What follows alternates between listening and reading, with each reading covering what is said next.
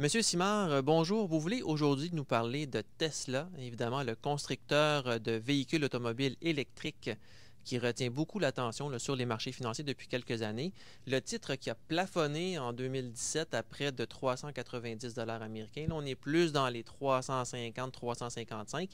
Qu'est-ce que vous voulez nous dire exactement là, par rapport au modèle d'affaires global de Tesla tout d'abord? Bien, la première des choses que je veux dire, c'est que Tesla a définitivement révolutionné le monde de l'automobile en développant une voiture électrique exceptionnelle. Alors, elle a vendu plus de 250 000 véhicules électriques au cours des 5 dernières années. Elle a su attirer une clientèle de prestige qui était adepte également de technologies performantes. Et à ce titre, j'aimerais signaler une anecdote, un de mes clients qui a échangé sa Mercedes Sport pour une Tesla et qui me vantait les mérites de la Tesla en me disant que c'est un gros logiciel sur 4 roues avec des performances éblouissantes, sans besoin d'essence et sans besoin de fréquentes visites chez le réparateur mécanique. Mais malgré tout ça, est-ce que, là, on voit les petits ratés peut-être avec le Model 3 là, qui est retardé, la production est retardée. Est-ce que c'est un bon moment, disons, pour investir dans Tesla en ce moment? Dans cette ligne de pensée, nous croyons que Tesla, malgré ses succès commerciaux, est populaire. C'est un titre qui est très médiatisé. Elle est malgré tout confrontée à de nombreux défis. Alors, c'est une compagnie qui perd de l'argent énormément. La perte opérationnelle prévue pour 2017 est de presque de 1,4 milliard de dollars.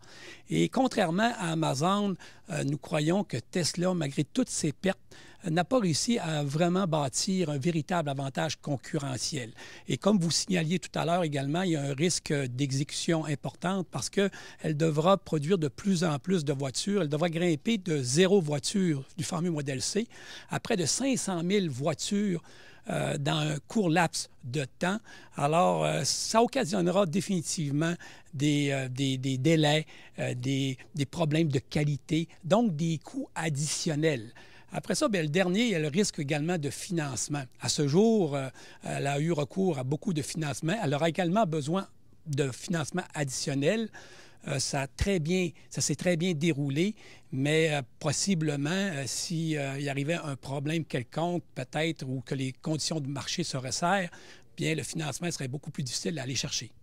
Et dans ce contexte-là, est-ce que Tesla pourrait même perdre peut-être le leadership du côté de la voiture électrique? On voit là, des véhicules qui arrivent de GM, de Ford, d'à peu près tous les constructeurs. Est-ce que ça peut mettre en danger le modèle Tesla? C'est encore un bon point. Vous vous souvenez probablement du cas de BlackBerry, de Research in Motion, qui était la compagnie à l'époque qui avait développé une superbe technologie puis qui n'a pas su garder son leadership lorsque les autres, les puissants, ont envahi son domaine. C'est à peu près la même histoire qui peut se reproduire avec Tesla, parce qu'encore là, elle n'a pas su développer un véritable avantage technologique.